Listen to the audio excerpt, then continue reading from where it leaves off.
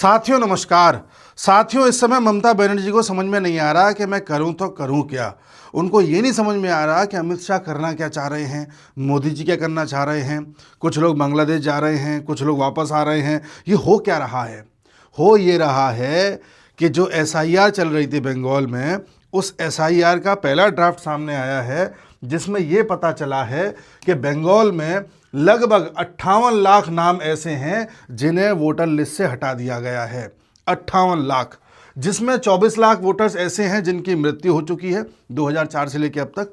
19 लाख ऐसे हैं जो विस्थापित हो गए हैं, स्टेट छोड़ के चले गए हैं। 12 लाख ऐसे हैं जो गायब हैं। अब साहब 58 लाख तो चलो सीधा सीधा ऐसा है जिनके नाम जो है अभी रिमूव कर दिए गए हैं, लेकिन अभी भी वहां पर इलेक्शन कमीशन लगभग 1,71,00,000 नामों पर पुनर्विचार करेगा, क्योंकि इलेक्शन कमीशन को ऐसा लग रहा है कि यहां पर कुछ ना कुछ घपला करवाया गया है। कई जगहों पर ऐसी रिपोर्ट्स हैं, कई जगहों पर देखा गया है कि जहां पर इलेक्शन कमीशन के अधिकारी बीएलओ जाकर के पूरा वोटर लिस्ट को रिवाइज करने के प्रोसेस को कर रहे थे, वहां पर बीएलओस की बजाय टीएमसी के कार्यकर्ता कुर्सी डाल करके बैठ गए थे और खुद ही बीएलओ की तरह काम कर रहे थे।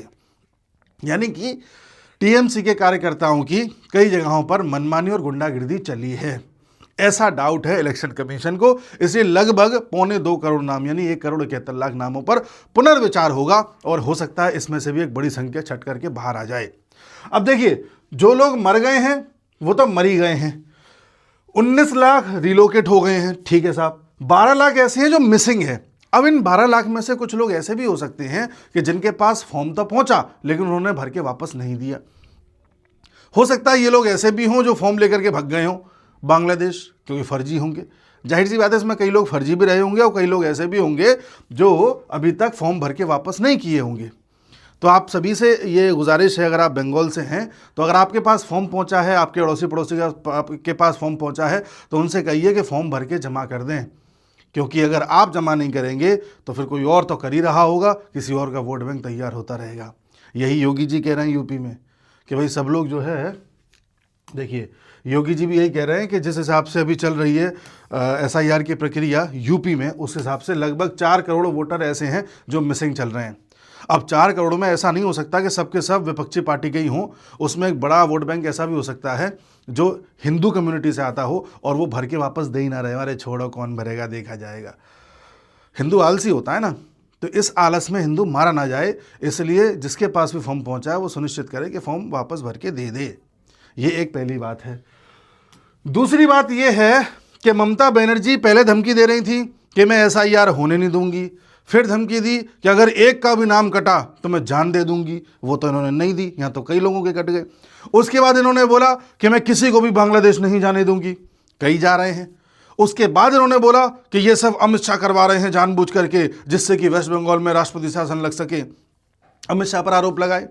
अब जब इनसे कुछ नहीं बन रहा तो ममता बनर्जी कह रही हैं कि मैं अनशन पर बैठ जाऊंगी, धरने पर बैठ जाऊंगी, इस तरह से धमकी दे रही हैं। यानी कि जो मरने मारने से स्टार्ट हुए थे वो धरने पर आ गए हैं, तो कहीं ना कहीं ढीली पड़ रही हैं। क्यों पड़ रही हैं? इसके भी कारण हैं।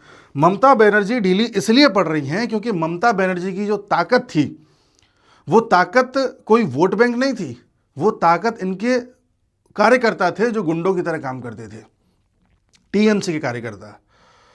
अगर उनको ये पता चल गया कि आप बीजेपी को वोट देकर के आए हो तो आपका जीना मुश्किल है। साथ ही कार्यकर्ताओं के साथ साथ ममता बनर्जी ने एक और फौज तैयार कर रखी थी जो उनकी पुलिस की थी। ये दोनों ताल से ताल मिला करके काम करते थे, जिसकी वजह से ममता का शासन यहां पर सुनिश्चित हो पा रहा था। अब हुआ यह है कि इन दोनों में ही फूट पड़ गई है, क्योंकि कार्यकर्ता पुलिस को ही धमकी देते हैं कि ऐसा है, हमारा ये काम कर दो वरना हम ऐसा कर देंगे। तो पुलिस हो गई है परेशान। पुलिस का एक बड़ा फैक्शन ऐसा है जो ये चाहता है कि भैया ममता बनर्जी अब यहाँ से हट जाएं, बीजेपी का शासन आए तो कम से कम हम अपनी आज़ादी के साथ ड्यूटी को निभा सकें। इस तरह का भाव पुलिस में है, कई जगहों से ऐसी रिपोर्ट्स आ रही हैं। साथ ही जो टीएमसी के कार्यकर्ता पहले एग्रेसिवली, आप याद करिए जब पिछले चुनाव हुए थे बंगाल में, या लोकसभा के चुनाव हुए थे, या 2021 में बंगाल में हुए थे, या 2019 में लोकसभा के हुए थे, हर बार आप देखते थे कि बीजेपी के कार्यकर्ताओं पर हमला हो गया, कईयों को मार दिया गया, बीजेपी के कार्यकर्ता मारे जा रहे हैं, इस तरह की खबरें आती थी। टीएमसी के कार्यकर्ताओं के द्वारा। अब आपको एक भी खबर ऐसी नहीं आ रही है। हो सकता है चुनाव के इर्द गिर्द आपको एक आध खबर ऐसी आ जाए, क्योंकि इतना बड़ा स्टेट है तो कहीं ना कुछ होता है, लेकिन जिस इंटेंसिटी में पहला हो रहा था वो नहीं हो रहा है। कारण पहले टीएमसी का कार्यकर्ता बहुत ज्यादा कॉन्फिडेंट था, उसे पता था कि मेरे पीछे पुलिस है, पुलिस के पीछे ममता दी है, और वो न तो बीजेपी की सभाएं होने देता था जो छोटी छोटी नुक्कड़ पे सभाएं होती हैं, न ही लोगों को जाकर के वोट डालने देता था, और न ही पुलिस को पुलिस के तरीके से काम करने देता था।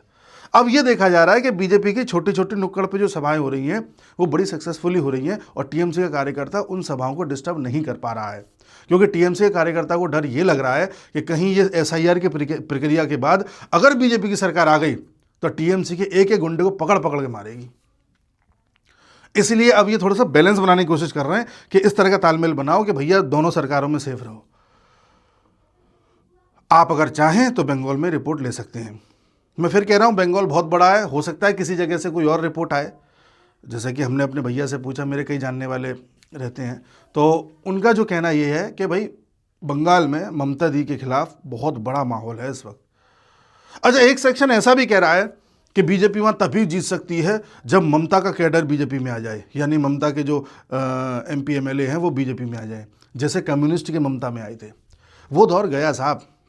अगर लोग ऐसा सोच रहे हैं, एक इनपुट मुझे ऐसा भी मिला था, अगर लोग ऐसा सोच रहे हैं तो ये एक गलतफहमी है, क्योंकि ममता खुद अपना चुनाव हार गई थी 2021 का। याद करिए 2021 के चुनाव में बीजेपी की 77 सीट्स आई थी, और उससे पहले के चुनाव में बीजेपी की केवल 3 सीटें आई थी। बीजेपी 3 से 77 पहुंच गई थी, प्लस ममता अपना चुनाव हार गई थी। ये उस वक्त था जब टीएमसी का कार्यकर्ता अपने फुल फॉर्म में था।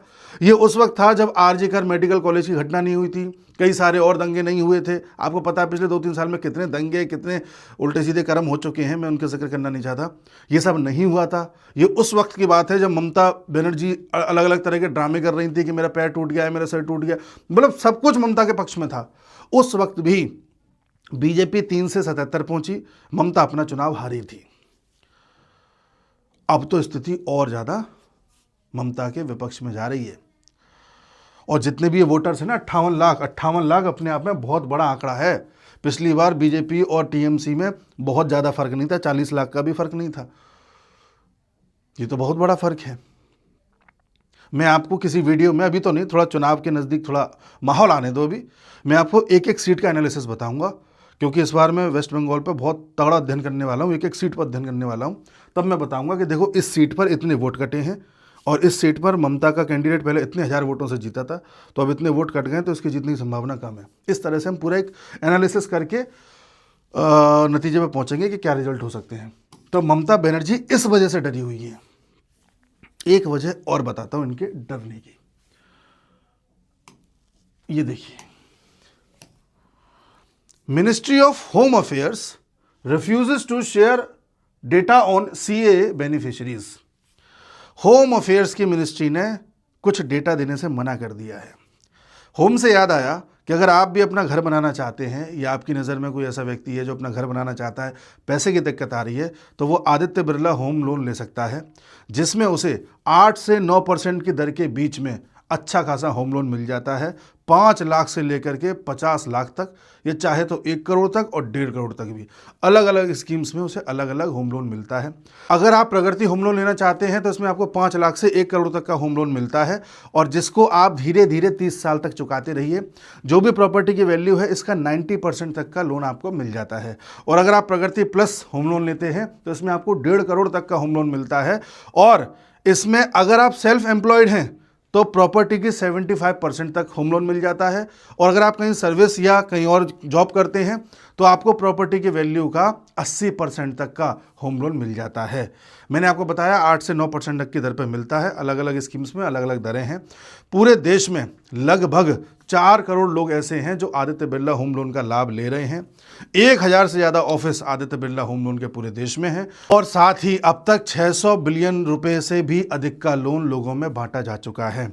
तो आज ही अपने सपनों का घर बनाएं। मैंने एक लिंक अपने डिस्क्रिप्शन में दिया है, एक लिंक अपने कमेंट बॉक्स में पिन किया है, वहां जाकर के आप इस लोन की सुविधा ले सकते हैं।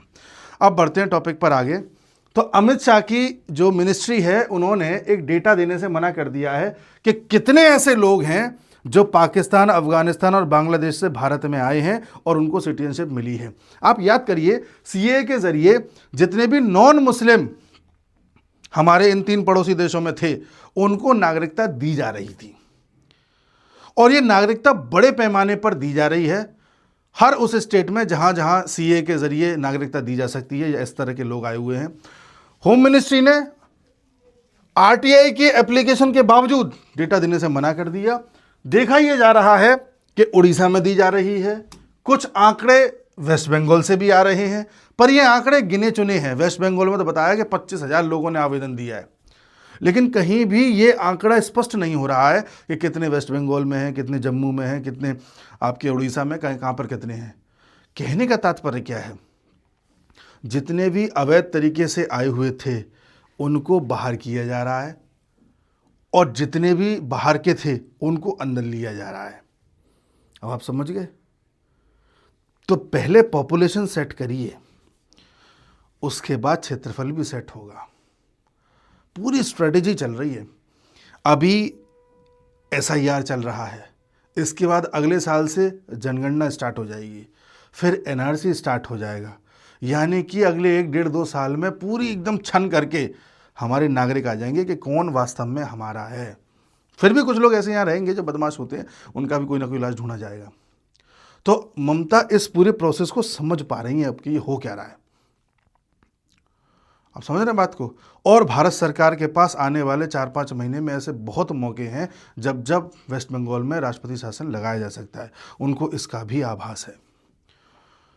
और वेस्ट बंगाल में जो ये सीए के तहत सिटीजनशिप दी जा रही है, ये कोई वेस्ट बंगाल की पुलिस की निगरानी में नहीं दी जा रही है, ऐसा बिल्कुल भी नहीं है। ये सब सीआरपीएफ की निगरानी में दी जा रही है। तो क्या कर लेंगे ममता बनर्जी?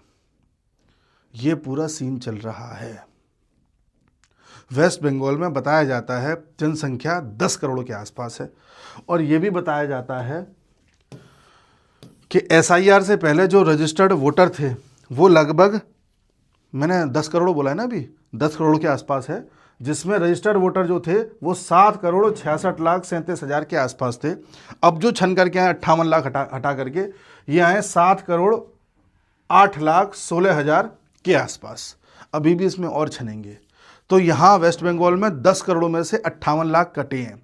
याद कीजिए, बिहार में भी एसआईआर हुई थी, बिहार में भी 10 करोड़ के आसपास जनसंख्या है, उसमें जो कटे थे नाम वो लगभग 66 लाख कटे थे। तो हम सब ये उम्मीद लगा रहे थे कि बंगाल में तो नाम ज़्यादा कटेंगे, जो अभी तक नहीं कटे हैं। यानी कि जो 1,71,00,000 अभी और छन्ने हैं, यानी दोबारा छन्ने हैं, उसमें आप देखना एक बड़ा सेक्शन ऐसा है जो पकड़ा जाएगा। जिस तरह से इन्होंने बेईमानी करी है, जिस तरह से घपलेबाजी करी है, वो वहाँ पकड़ी जाएगी। एक बड़ा नाम यहाँ पर कटने वाला, ये ममता बनर्जी भी जान पा रही हैं, क्योंकि यहाँ पर इलेक्शन कमीशन बार बार देखते, जहाँ डाउट होता है उसको दोबारा देखता है।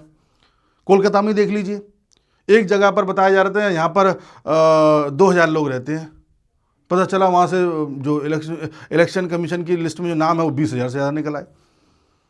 क्या कीजिएगा इसका आप? तो इस तरह से बड़ा ही संदिग्ध है। बार बार इस प्रक्रिया को किया जाएगा जब तक कि इलेक्शन कमीशन पूरी तरह से संतुष्ट ना हो जाए। तो ये एक कहानी चल रही है।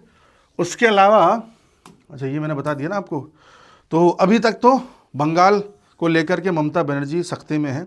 बाकी अगर कोई अपडेट आती है तो मैं वीडियो लेकर के आऊँगा। मिलते हैं अगले वीडियो में, तब तक के लिए नमस्कार।